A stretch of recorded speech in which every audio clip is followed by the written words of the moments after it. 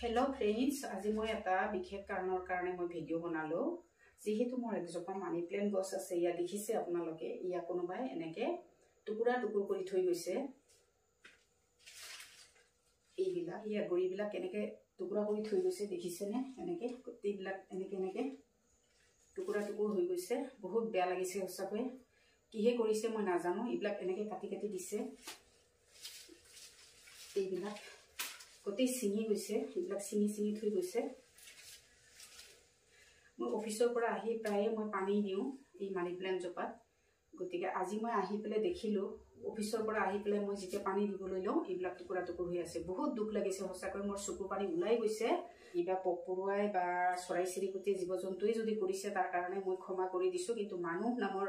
জ্ঞানী মানুহ নামৰ জাতিটোৱে যদি এনেকুৱা কৰিছে হেতু কিন্তু ভাল কাম কৰা নাই ইয়া অন্যায় কৰিছে যদি কাৰোবাক লাগে মই হসাকৈ খুজি